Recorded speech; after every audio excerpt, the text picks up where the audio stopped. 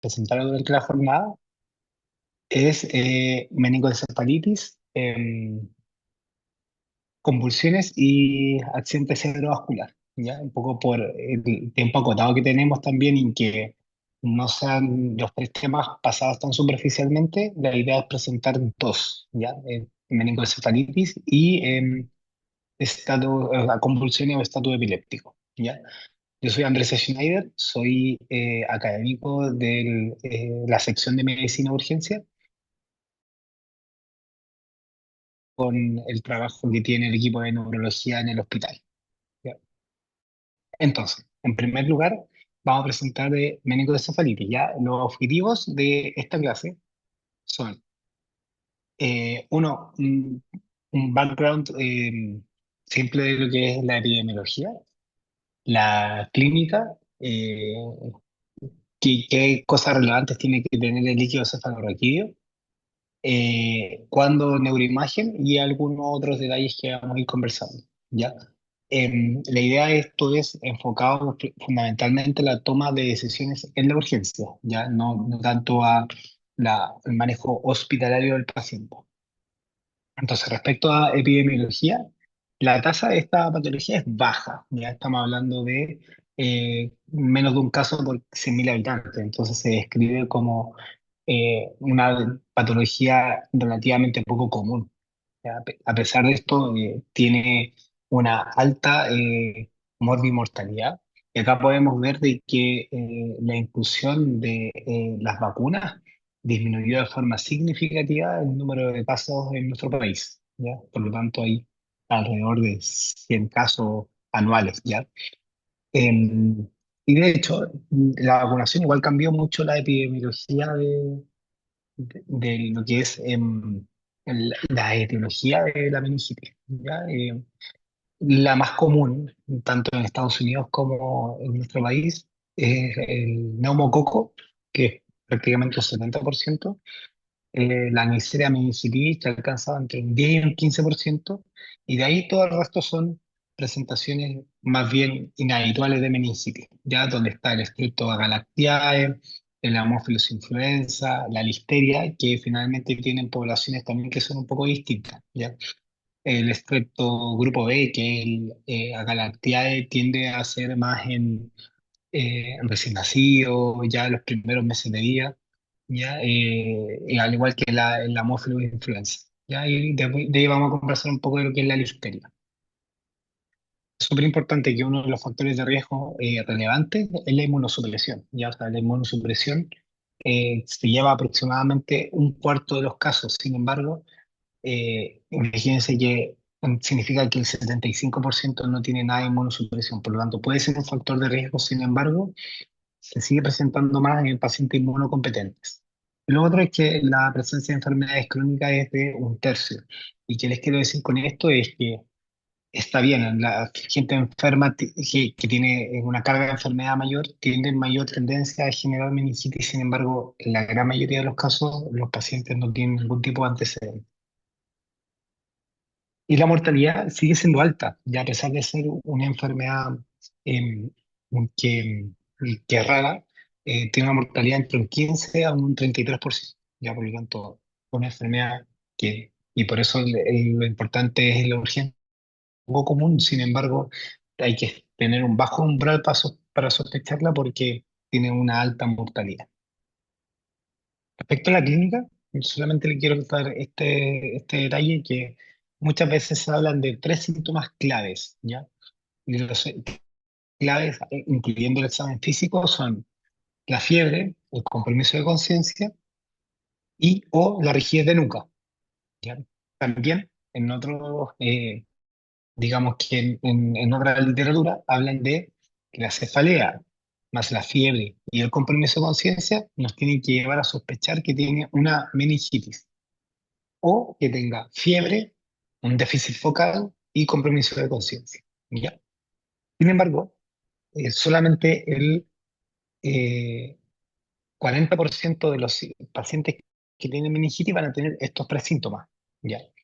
En cambio, la gran mayoría de los pacientes solamente va a ser dos de estos síntomas, que puede ser fiebre, compromiso de conciencia, fiebre y cefalea, compromiso de conciencia y cefalea, ¿ya? O rigidez de nuca y fiebre, ¿ya? Por lo tanto, umbral de sospecha bajo, ¿ya? No hay que esperar que se presenten de estos tres síntomas porque la gran mayoría de la meningitis se nos van a pasar. De hecho, cuando uno habla de signos meningios, la verdad es que tienen una baja sensibilidad. Es decir, la gran mayoría de los pacientes que tienen una meningitis inicialmente no van a tener signos meningios, ¿ya? Em, quiero que olviden un poco lo que es el Kaczynski para el uso de un diagnóstico de meningitis, ¿ya? Porque a pesar que sean muy específicos, es decir, que si están presentes van a tener sido muy probable que tengan una meningitis, son muy raros de ver, muy raros, y la población que fue descrita fueron en, eh, digamos, niños, ya neonatos lactantes, ya, pero no en adultos, ya, así que de hecho es muy raro ver un niño, o sea, perdón, un adulto que tenga uno de estos dos signos.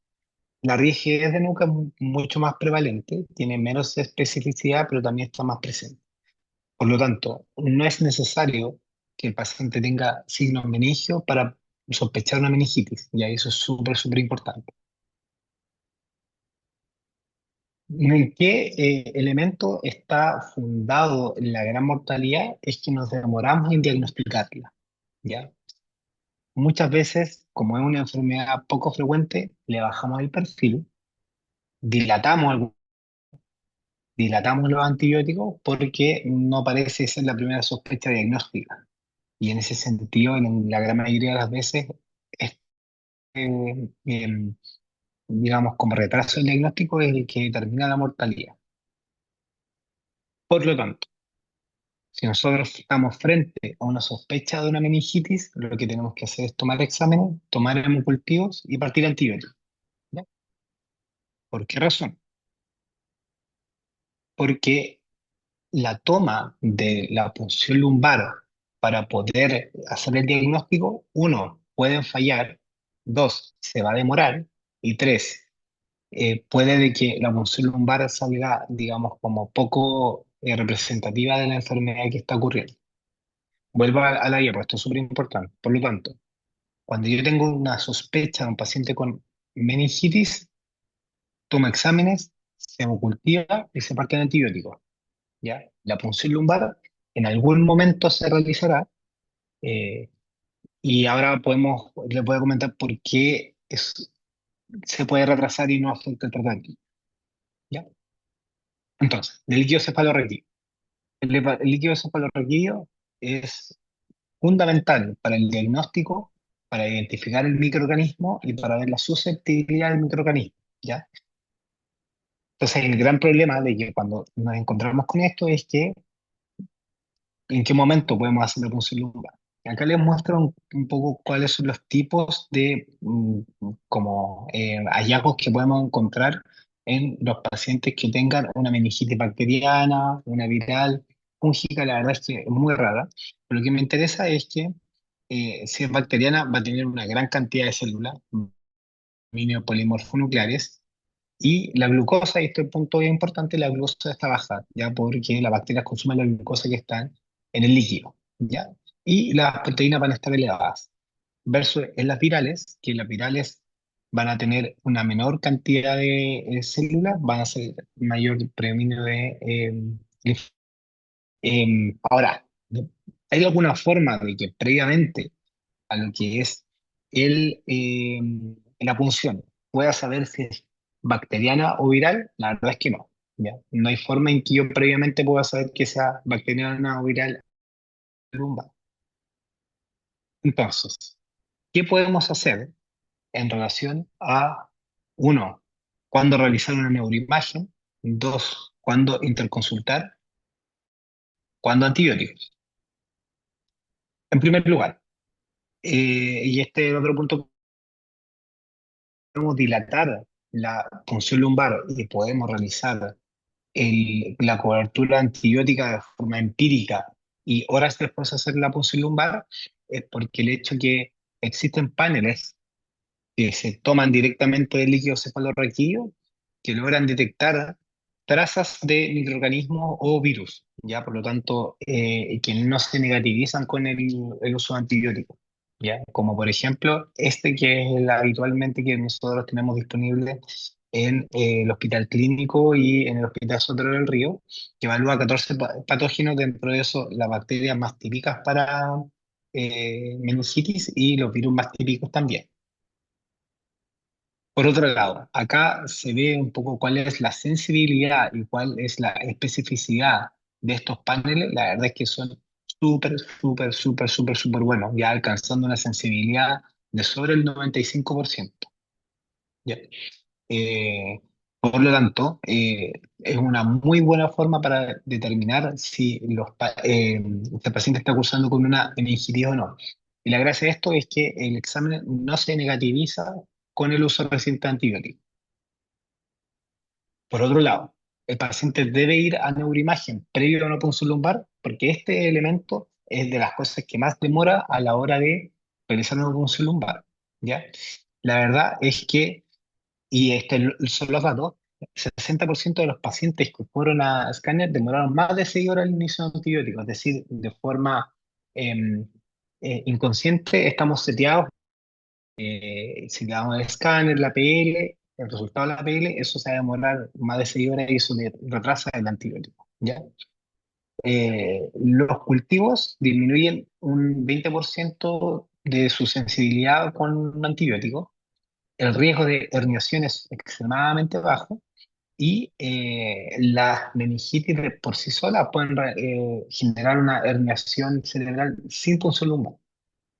Entonces, aquí es que muchas veces nos dicen, mira, primero hay que asegurarse de que no tenga algún hallazgo intracerebral de que impida hacerle la punción, pero finalmente hay factores clínicos bien definidos para decidir cuándo los pacientes requieren una punción lumbar y cuándo no. De esta forma, la gran mayoría de las veces no es necesario hacer un TAC previo a la punción lumbar. Entonces, ¿cuáles son estos factores que implican que el paciente tenga que ir a punción, o sea, que tenga que ir a TAC previo a la punción? Es paciente inmunosuprimido, ya por ejemplo VIH, trasplante, antecedente de algún lesión ocupadora de masa, ya como por ejemplo un accidente cerebrovascular, un tumor, ella tenía un déficit neurológico focal, ya porque eso no sabemos si realmente tiene hipertensión endocraniana, por ejemplo, y ella convulsionaba hace menos de una semana, que tenga signos clínicos de hipertensión endocraniana o que tenga compromiso de conciencia. Frente a estos 6 factores, el paciente debiese ir a un escáner de cerebro previo a la PN. Sin embargo, si es que no tiene ninguno de estos factores, uno pudiese realizar la punción lumbar con seguridad. Acá le muestro varias imágenes que son ocupadoras de espacio. Ya la primera es de un accidente vascular, la segunda imagen es de una hidrocefalia, la tercera imagen son de unas lesiones ocupantes de espacio y en la tercera es una imagen de hipertensión endocraniana, ya en la cual prácticamente los surcos están borrados en el escáner. De hecho, si los comparan con los otros escáneres, como las circunvalaciones están prácticamente borradas. ¿Cuándo realizar resonancia de cerebro? La verdad es que se escribe que es mejor para detectar infecciones del sistema nervioso central y para abrir el diagnóstico diferencial. Y acá les pongo algunas de las cosas que puede encontrar en la resonancia de cerebro. Sin embargo, es súper importante de que esta imagen no es necesaria y la gran mayoría de las veces no se realiza en la urgencia. Entonces, el tratamiento y los dilemas. Ya hablamos de meningitis, la sospecha que está triada, esperar la triada, la verdad es que no, es raro que tengan ya, que los signos meningios mm, son específicos pero no sensibles, que lo más importante es, si tengo una sospecha, hemocultivar y partido antibiótico, y para realizar un momento la punción lumbar, lo importante es que si tenemos acceso a un film array, no es necesario esperar la punción lumbar para partir de antibióticos porque no se negativiza. Y tercero, de que podemos realizar una punción lumbar sin escáner previo, y hay ciertas poblaciones a las cuales hay que pedir el escáner. Por lo tanto, y acá finalizando la primera parte, es eh, el tratamiento. Entonces, acá se basa en que estamos hablando de una enfermedad extremadamente grave, por lo tanto, acá hay que cubrir todo, ¿ya? ¿Qué implica cubrir todo? Es cubrir los microorganismos más clásicos y los más... Entonces, el aislamiento, como comentábamos previamente, son estas bacterias que la gran mayoría de las veces están implicadas en la meningitis. Entonces, siempre cubrir estrepto, Neisseria meningitis y estrepto grupo B, ¿ya? La Haemophilus también se cubre por los antibióticos que vamos a ocupar. La listeria se cubre en tres casos. Ya se cubre en mayores de 60 años, pacientes que tengan antecedentes de desnutrición y o alcoholismo y en embarazadas. ¿Ya? En caso de que los pacientes tengan cirugía residente, instalación de catéteres, válvulas derivativas, se tienen que agregar a esta cobertura mona y estrepto aurus, ¿ya? Perdón, Staphylococcus. Entonces, ¿cuáles son los esquemas antibióticos que habitualmente se ocupan? Uno, la ceftriaxona y dos, la ampicilina. Ya, la ceftriaxona son cada 12 horas y la ampicilina son 2 gramos cada 4 horas. ¿Ya? Por otro lado, las causas virales, perdón, para volver acá. Entonces, la ceftriaxona cubre neumococo, meningitis, agalactiae e influenza. Esos cuatro cubre. La ampicilina es para cubrir solamente vamos a agregar ampicilina en aquellos pacientes que tengamos los factores de riesgo para listeria. Las causas virales, las más típicas son enterovirus, varicela, otros tipos de herpes virus y citomegalo. Frente a esto, y probablemente la causa viral más grave a la cual nos vamos a enfrentar es una encefalitis por virus herpes. Y así que en este caso hay que cubrir con acidovir además. Ya el acidovir se cubre 10 miligramos por kilo, ya cada 8 horas. Ya es decir, que a un paciente unos 70, 80 kilos le vamos a administrar 750 miligramos cada 8 horas. Súper importante y que si vamos a partir de antibióticos en el contexto de meningitis, se tienen que agregar la dexametasona. La dexametasona, que la gran mayoría de las causas bacterianas, como por ejemplo neumococo y meningococo, disminuye las secuelas neurológicas. ¿Ya? Y este beneficio clínico solamente se obtiene cuando se parte antes o en conjunto con los antibióticos. ¿Ya? Si se parte después, no tiene efectividad. La dexametasona incluso se ha visto que también baja la mortalidad, ¿ya? Por lo tanto, es algo que se administran 10 miligramos endovenosos, ¿ya? ¿Cuáles son las complicaciones más típicas de las meningitis? Uno, que hacen cuadros sépticos graves. Dos, que tengan hipertensión endocraniana, ¿ya? Y tres, que los pacientes convulsionen, ¿ya? Esas son las principales complicaciones que puede tener. Hay un montón de otras complicaciones que también dependen del microorganismo aislado, pero las cosas que nosotros habitualmente vemos en la urgencia es que o se enclavan haciendo una hipertensión endocraniana o hacen convulsión. Entonces, conclusiones de esta primera parte que corresponde a meningitis es: la clínica es inespecífica, es decir, que solamente habitualmente va a tener cefalea y fiebre, cefalea y compromiso de conciencia y fiebre. Ya, o sea, la verdad es que la clínica es bastante inespecífica, lamentablemente. Ya. Ahora, si un paciente que tiene signos meningios, ya claramente el paciente, nos metemos rápidamente en el track de este paciente tiene una meningitis y comenzamos a hacer todos los pasos subsiguientes. Versus que el paciente no tenga signos meningitis. Esto es súper importante. Y en la ficha claramente tiene que quedar anotado, pero Para ustedes, el que el paciente no tenga signo-meningios no significa que no tenga una meningitis, ¿ya? Y en esta época, hace un par de años, era súper este momento, ya porque finalmente cualquier cefalea con fiebre muchas veces termina llevando a una punción lumbar.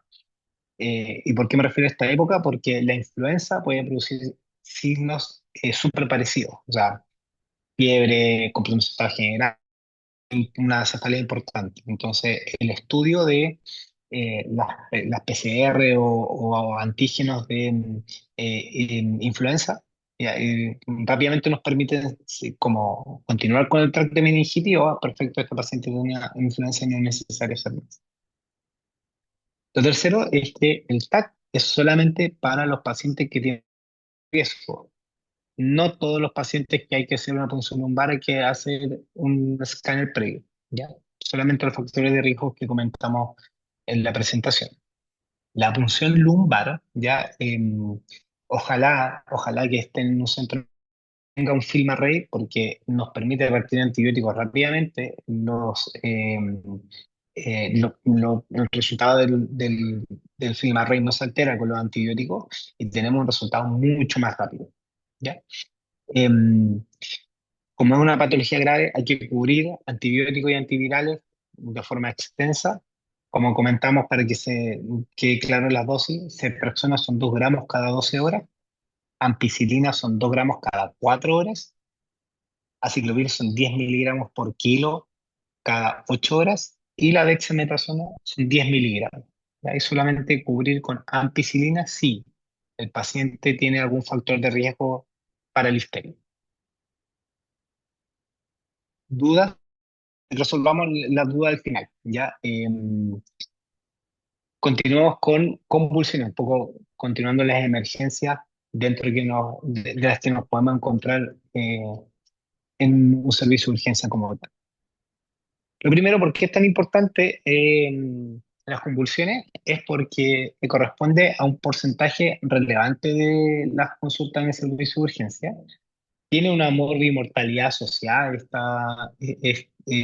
estar con convulsiones y por sobre todo los dos últimos, o sea, generan un importante estrés en el equipo de salud y requieren un enfrentamiento estructurado.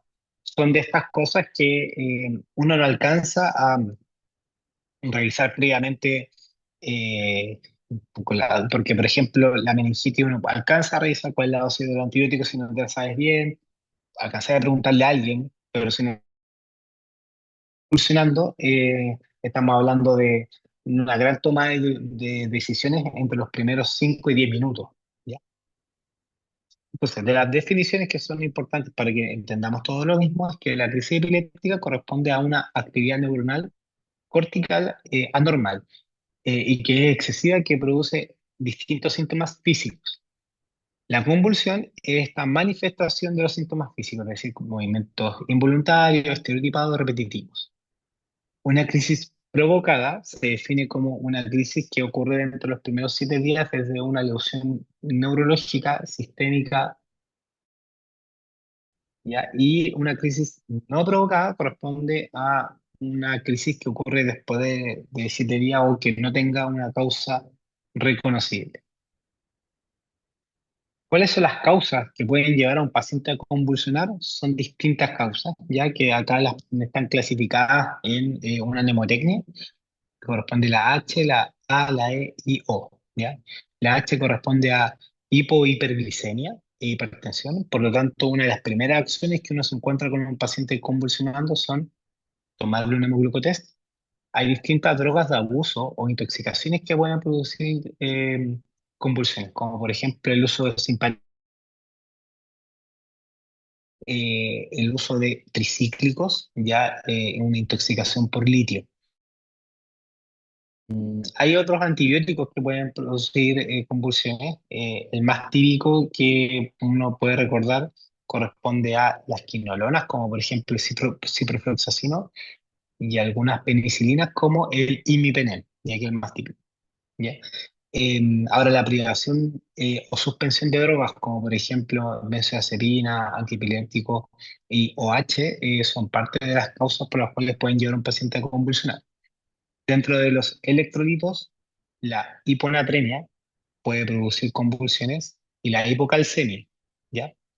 El embarazo puede bajar el umbral convulsivante, ¿ya? Y dentro de esto, una patología exclusiva del embarazo que puede producir convulsiones es la eclampsia, ¿ya? Respecto a las infecciones, cualquier infección puede llegar a producir que un paciente convulsione porque va a depender del umbral convulsivante que tenga este paciente, ¿ya? Esto es mucho más típico en adultos mayores, ¿ya? En los cuales la reserva fisiológica frente a infecciones no es alta y puede provocar algún tipo de convulsión, ¿ya? Y no necesariamente tiene que ser del sistema nervioso central, puede ser una neumonía, una pielonefritis, ya una infección urinaria baja. En conjunto, además con los antibióticos que uno puede utilizar, que también pueden bajar el umbral convulsivo. Ya hay algún tipo de insuficiencia, como insuficiencia renal, hepática, o respiratorio. Ya lo más típico es que la hipercarbia, es decir, un alto CO2 en sangre, también puede llevar a convulsión. ¿Ya? La O de proceso, un poco, que un poquito de mnemotécnica un poquito más forzada, es que tenga algún proceso expansivo intracraneal, ¿ya? Como una neoplasia, un trauma, una coagulopatía, inmunosupresión, un accidente vascular que provoca una epilepsia de tipo estructural, son de las posibilidades que pueden producir. ¿Ya? Y acá el diagnóstico diferencial que uno se tiene que ir a cuestionar es si el paciente se sincopeó o hubo una convulsión. ¿Ya? Acá hay un montón de cosas y algunos trucos que uno puede mostrar, pero ¿y por qué este diagnóstico es tan relevante? Porque muchas veces puede ocurrir que el compromiso de conciencia no fue presenciado. ¿Ya? O sea, finalmente, si el paciente llega convulsionando y con movimiento tónico-clónico, lo más probable es que sea una convulsión. Sin embargo, si no hay alguien que pueda objetivar o no un observador, es el diagnóstico diferencial que uno tiene que ir a evaluar. ¿Por qué es importante? Porque el síncope va por una rama totalmente distinta a lo que es la convulsión. Hay otras cosas que pueden producir cosas similares a una crisis epiléptica, que son algunos tipos de migraña, algunas toxicidades por fármacos, ¿ya? Y algunas toxicidades como por ejemplo un síndrome serotoninérgico o un síndrome neuroléptico maligno, que pueden un poco confundirse las alteraciones neurológicas del examen físico con una convulsión. Entonces, ¿cuáles son las cosas más relevantes frente a cómo puedo diferenciar una convulsión de un síncope? Son dos, ¿ya? La torsión de cabeza, elimínenla, ¿ya? O sea, ahí se me pasó el número porque está mal anotado, ¿ya? Entonces, lo primero, si el paciente tiene mordedura de lengua, el paciente convulsiona, sin duda, ya sobre todo si es una mordedura de lengua lateral, ¿ya? Si tiene una mordedura de lengua, convulsiona. Y por otro lado, que si el paciente tiene un post-ictal, es decir, que su recuperación de conciencia dura más de 10, o sea, dura más de 10 minutos, muy probablemente eso es una convulsión. En cambio, los pacientes que se sincopean, uno, no tienen mordedura de lengua y tampoco tienen post-ictal. Ya es raro que tengan post elementos que nos pueden, que la verdad no nos dicen ni lo uno ni lo otro, si el paciente tuvo una urinaria o fecal, la verdad es que da lo mismo, pues puede haber convulsionado o se puede haber sincopiado, cualquiera de las dos. Eh, Otro que se describe habitualmente que tenga movimientos de extremidades, ¿ya? Y la gran mayoría de las veces, o sea, un 20 a un 30% de los síncopes tiene algún tipo de movimiento clónico, pero que es corto y que la verdad es que hace que el paciente va a recuperar conciencia rápido igual, ¿ya? Entonces, puede que un paciente tenga un síncope y tenga movimientos clónicos cortos, habitualmente que es de extremidades inferiores, sí. ¿Ya? Por lo tanto, se tiene que ver el panorama completo, no solamente el hecho de si tuvo movimiento o no tuvo movimiento, o si se tuvo incontinencia urinaria. Ya, entonces, nos ponemos en el caso que un paciente convulsiona como tal, ya, o sea, ingresa a nuestro servicio un paciente que convulsiona. Entonces, acá vamos a hablar de los primeros pasos que tenemos que ir haciendo para eh, manejar este paciente.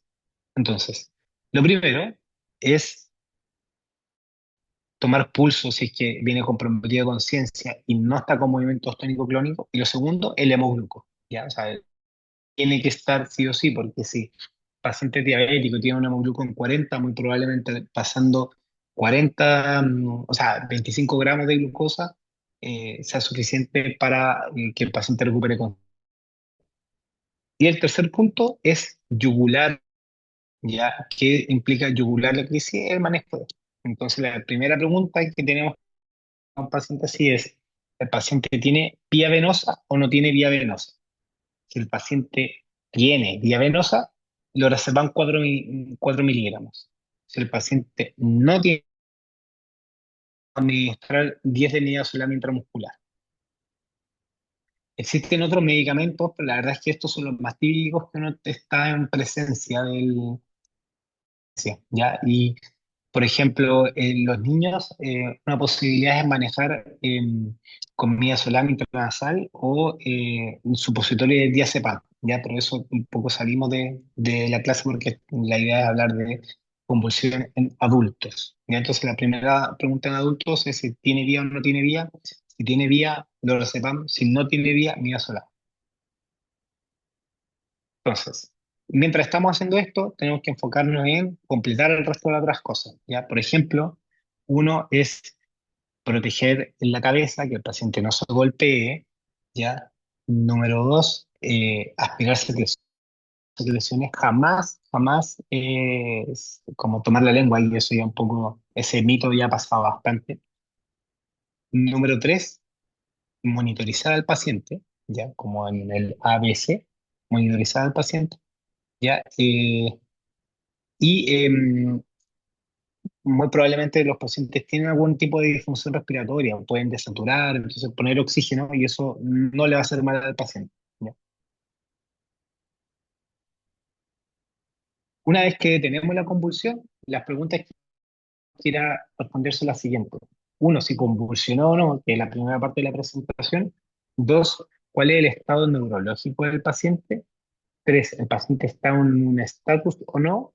Y ya después es si esto fue una primoconvulsión o tiene antecedentes de ser epiléptico y, si y ver si es que logramos encontrar la causa de la convulsión. Entonces, del examen físico, ir a buscar signos de la piel, signos de trauma, mordedura de lengua.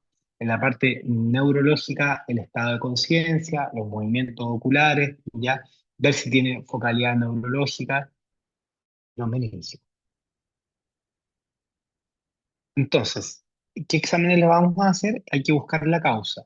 Y no se trata de pedir exámenes a todos, de hecho, esto está bien estandarizado. A todos los pacientes tiene que ir sí o sí un hemogluco porque nos cambia rápidamente la conducta y un electrocardiograma, ¿ya? El electrocardiograma porque nos permite abrir el diagnóstico diferencial, nos permite evaluar en caso de que tenga algunos componentes de síncope y nos permite evaluar, por ejemplo, pacientes que está el tóxico. ¿Ya? El tóxico más típico que altera el electro y que tiene una morfología súper típica es los de los tricíclicos, ¿ya? No sé si está, no, está más adelante, ¿ya? Los tricíclicos generan, número uno, una desviación del eje a derecha extremo. Número dos, un ABR positivo que habla del eje desviado a derecha. Y una onda R mayor a la onda S en ABR. Y eso habla también del cambio de eje. Y por otro lado, también genera un ensanchamiento del QRS. Entonces, esos son los hallazgos más típicos que uno puede encontrar en un paciente con intoxicado con tricíclicos y que convulsiona. ¿Y ahí por qué es importante? Porque uno toma el electro y si se da cuenta de que está intoxicado por tricíclico, hay un montón de cosas que uno puede hacer y tomar decisiones sin esperar ningún tipo de examen. En la mayoría de los pacientes tomarle un electrolito y un test de embarazo, ¿ya? Sobre todo si es que está en edad fértil, porque si está en edad fértil, esto puede ser una eclampsia. Y como fuese una eclampsia, tiene manejo distinto a lo que es una convulsión normal, ya una primoconvulsión sin otro antecedente. Y ahí el sodio, porque si el sodio está muy bajo, también podemos hacer un manejo dirigido a rápidamente mejorar ese sodio. Para que un paciente convulsione por una hiponatremia, tiene que ser una hiponatremia que tiene dos características. Uno, que es severa y dos, que es rápida. ¿Ya? Una de las más típicas, por ejemplo, son pacientes que están en un contexto de una fiesta electrónica, eh, consumen algún estimulante como de NDMA, y, em, y eso puede generar una hiponatremia severa. Y ahí los pacientes más típicos son mujeres jóvenes que les pasa mucho más esto. Ya pueden generar hiponatremia hasta 110, 109. Por lo tanto, un paciente, por ejemplo, que ingresa a nuestro reanimador convulsionando y que una mujer joven que está en el contexto de una fiesta electrónica, el manejo inicial, más allá de tomarle los exámenes, es administrar de forma inmediata el suero hipertónico, ¿ya? Porque el suero hipertónico al 3% va a elevar rápidamente los niveles de sodio, al menos un nivel seguro, hasta esperar el resultado del examen, ¿ya? Algunos estudios hablan de agregar calcio, función renal, recuento hematológico. A mí no me parece una mala idea, pensando en que igual le vamos a tomar examen, ¿ya? Ahora, es raro que un paciente sin ningún tipo de antecedente haga una hipocalcemia severa y que genere una convulsión de la misma forma que una alteración de la función renal. Ya, la mayoría de los pacientes van a ir a algún tipo de neuroimagen. ¿Ya? ¿Cuáles son aquellos que van a ir? Uno, aquellos pacientes que no vuelven al basal neurológico. Dos, aquellos que sospechamos que están en un estatus no convulsivo o que sigue convulsionando, ¿ya? Un paciente epiléptico que no tuvo ningún gatillante para su convulsión o que tuvo algún tipo de trauma o que la convulsión fue de un inicio focal o un inmunosuprimido, ¿ya? Porque son en estos pacientes que tenemos que buscar otras causas. Algunos que le vamos a realizar una punción lumbar y la punción lumbar en la gran mayoría van a ser pacientes que uno tenga una sospecha de una infección del sistema nervioso central. ¿Cuál es como la sospecha? Es que pacientes inmunosuprimidos hay que estudiar, ¿ya? Y pacientes sobre todo que no vuelven a su basal neurológico, ¿ya? Em, y pocos irán a un electroencefalograma de urgencia. Como se han dado cuenta, la gran mayoría de los pacientes que van a estudios un poquito más profundos son aquellos que no vuelven al basal neurológico. Por lo tanto, es súper, súper importante su evaluación. El paciente, ok, yuguló la convulsión, pero hay que tenerlo ojo. ¿Ya? Eso que implica que hacerle una evaluación seriada, el paciente tiene que ir en recuperación progresiva. ¿Ya? Es raro que un paciente que pueda haber convulsionado en 10-15 minutos no haya tenido algún tipo de recuperación. No esperen que en 10 minutos el paciente vuelva a su 100% basal, pero en unos 15-20 minutos sí lo debe hacer de forma significativa. ¿Ya? Entonces, en resumen, a todos los pacientes, electrocardiograma y hemoglucotest. En la gran mayoría de los pacientes vamos a pedir igual un test de embarazo, electrolito y una neuroimagen que suele ser un TAC de cerebro. En algunos pacientes en los cuales sospechemos una infección del sistema nervioso central, le vamos a hacer una punción lumbar, ¿ya? Y solamente en pocos le vamos a hacer un electroencefalograma de urgencia.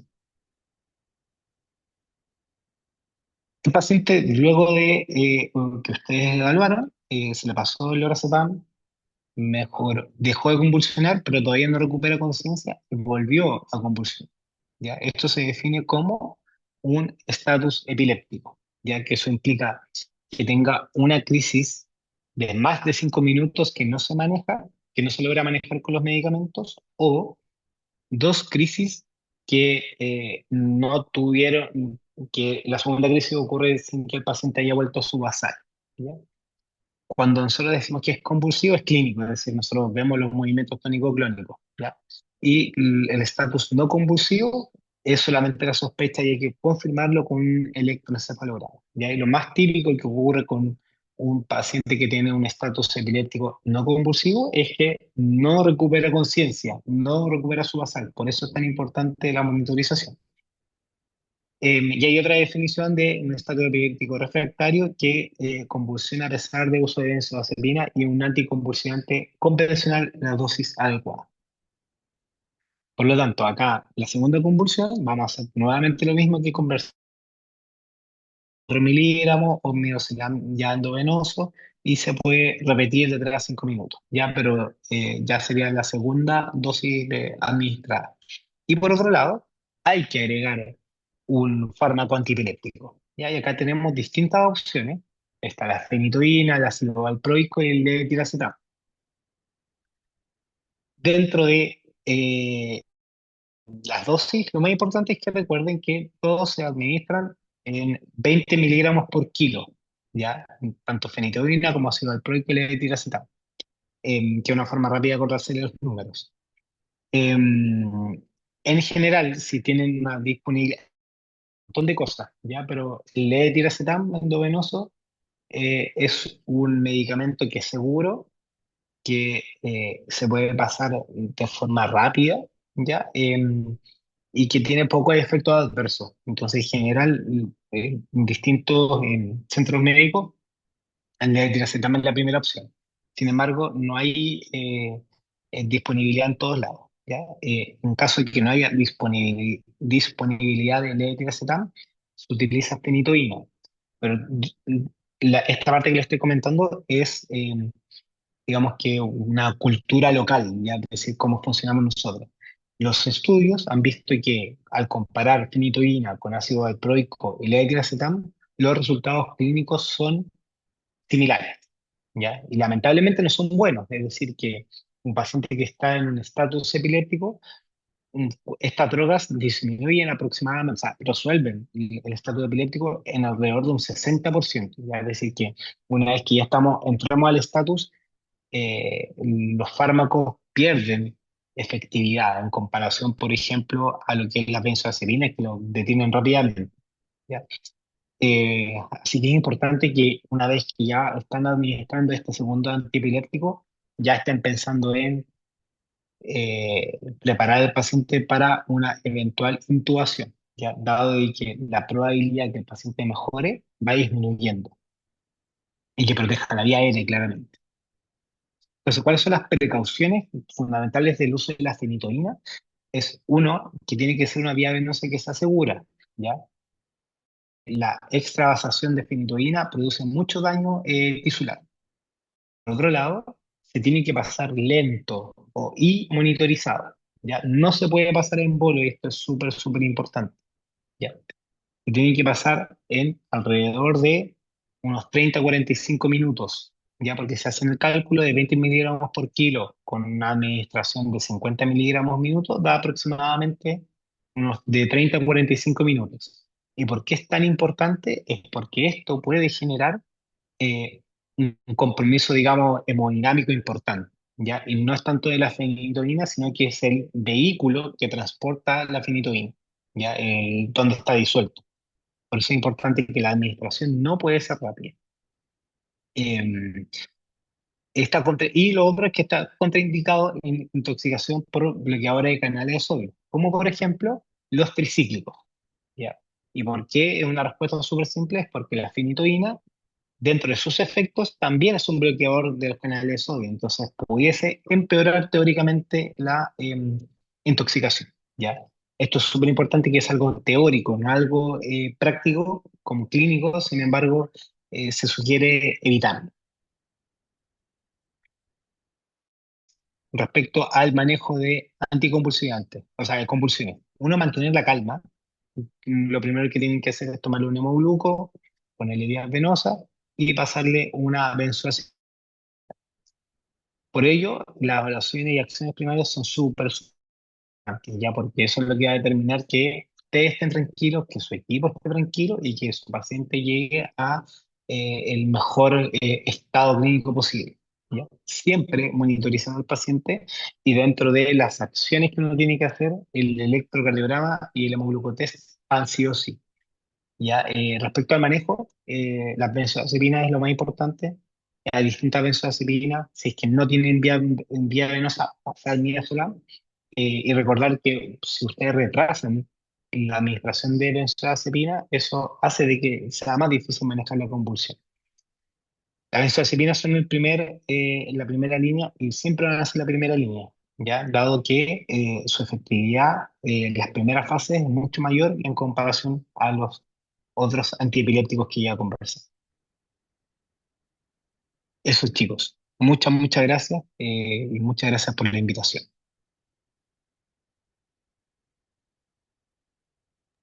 Muchas gracias, doctor, por la clase. Tenemos algunas preguntas en el chat y si alguien tiene alguna otra pregunta puede ir dejándolas por mientras.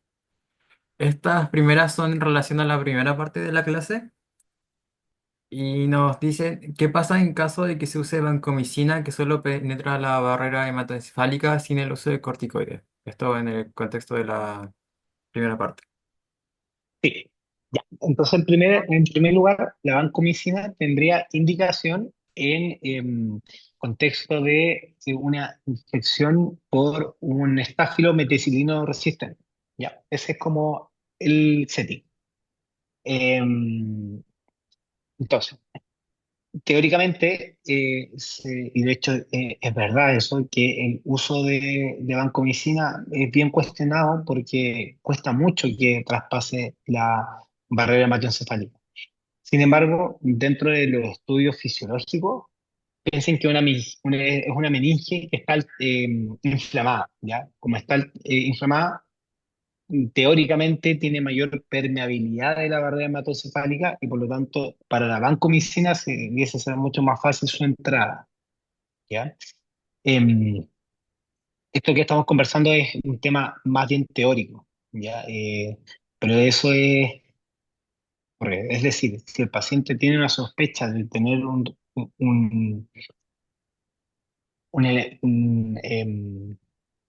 de etiología estafilometicilino resistente, pudiésemos utilizar vancomicina aludiendo al hecho de que la meninge está inflamada y que como está inflamada tiene mayor permeabilidad la barrera hematocefálica y entraría más fácil la vancomicina.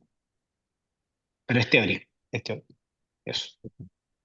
También en el contexto de meningitis nos preguntan si la dexametasona que se inicia antes o con los antibióticos debe mantenerse después y que cada cuántas horas debe ser administrada. Ya. Sí, sí, yo en general no les di la dosis de dexametasona porque lo que debiese ocurrir es que ese paciente, estamos hablando de un paciente que está grave, entonces ese paciente debiese ir dentro de sus primeras horas habitualmente a una unidad de cuidado intensivo. Ahora, si no tenemos esa disponibilidad, la dexametasona se administra cada 6 horas. Eh, Nos preguntan cómo diferenciar una meningitis de una encefalitis. Eh, la encefalitis, por definición, tiene algún grado de compromiso de conciencia, ¿ya? Es decir, o cuantitativo o cualitativo, ¿ya? Cualitativo pudiese ser agitación, desorientación, em, conducta pizarra, ¿ya? De hecho, por ejemplo, las encefalitis autoinmunes suelen tener un cambio conductual importante y evidente, ¿ya? Entonces, las encefalitis habitualmente, de forma clínica, tienden a tener algún tipo de compromiso de conciencia cual y cuantitativo. Ahora, esto también lo puede tener las meningitis, ¿ya? Ahora, si el paciente no tiene desorientación, no tiene cambio de conducta, es poco probable que sea una encefalitis, ¿ya? Ahora, yendo al cuadro, a la parte más práctica, de hecho, tendemos a hablar de meningoencefalitis como un grupo en general completo, ¿ya? O sea, como el mismo grupo, porque vamos a hacer lo mismo. Vamos a, cuando uno es hemocultivar, partir de antibióticos, partir de antivirales, hacer la punción lumbar y si es que no podemos hacer la punción lumbar por alguna contraindicación, o sea, porque requiere algún tipo de imagen previa, tomar la punción lumbar. Pero en la parte práctica, sobre todo en las primeras horas de evaluación de la urgencia, el manejo de encefalitis y meningitis es la misma. Ahora, con respecto a la segunda parte de convulsiones, nos preguntan, en caso de que un paciente venga por un TEC y convulsiona y no tiene vías periféricas, ¿de todas formas se le pone midazolam o hay otra benzodiazepina que ponerle? En contexto de un TEC. Sí, un TEC. Mm, mm, mm, mm, mm.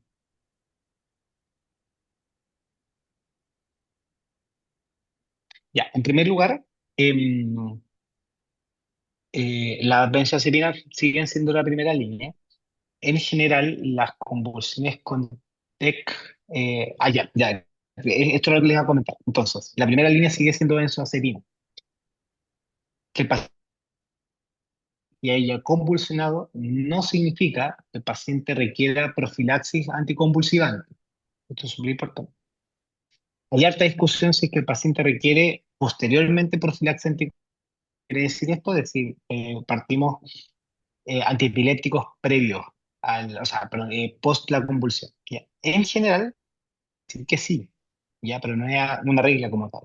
Pero acá, como volviendo a la pregunta, las benzodiazepinas siguen siendo el primer manejo y la opción más fácil es el midazolam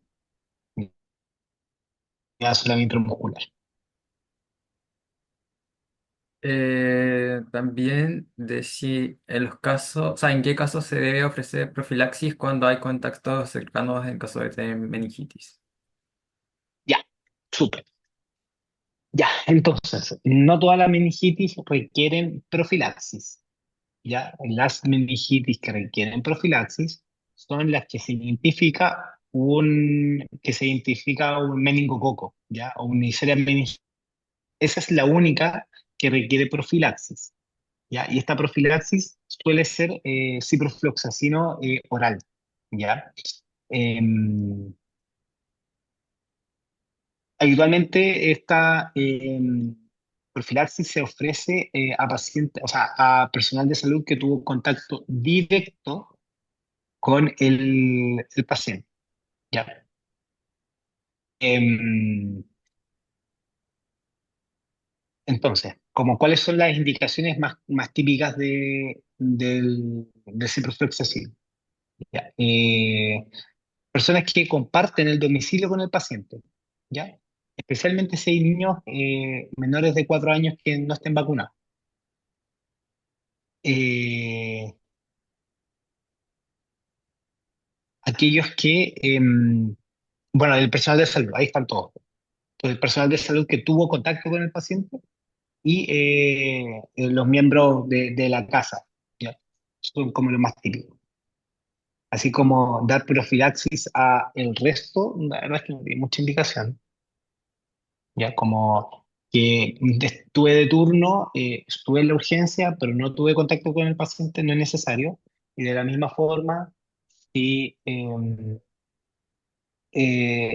por ejemplo, ya, y esto es más discutible, y ahí en general se deja, pero por ejemplo, compañeros de trabajo en una oficina cerrada, ya eso también suelen darse profilaxis. Ahora, ¿quién es la persona que define esto? Es que, el otro dato importante es que la meningitis por meningococo es una enfermedad de notificación obligatoria.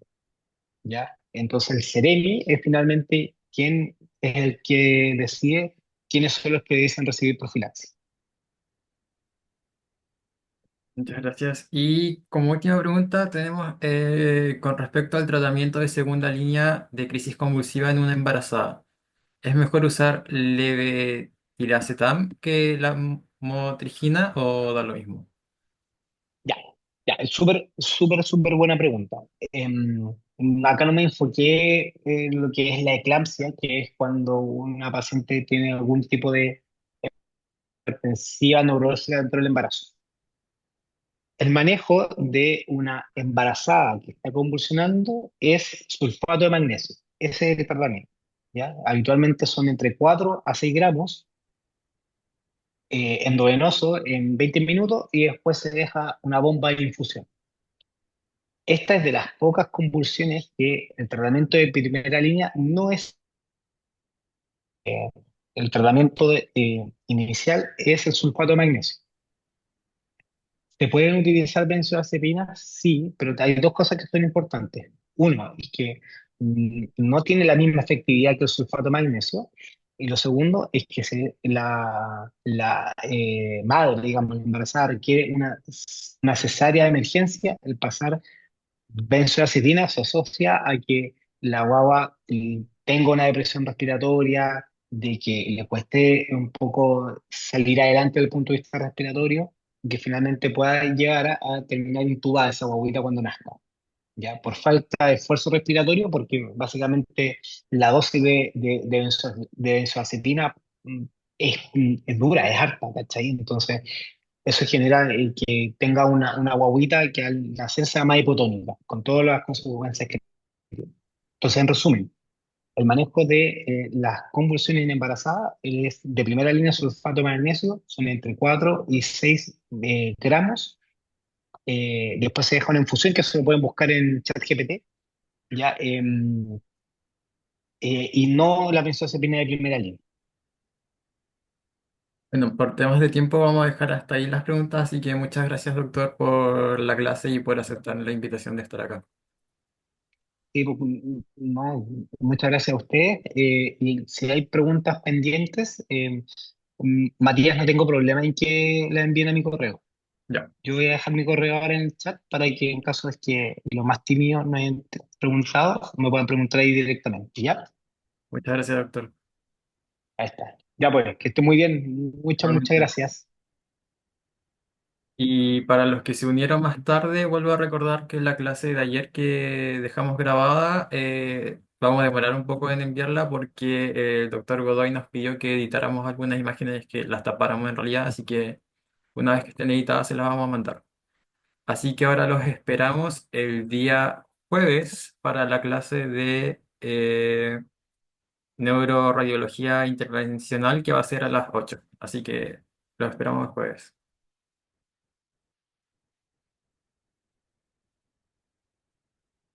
Chao, gracias. Chao, gracias. Gracias. Chao, gracias.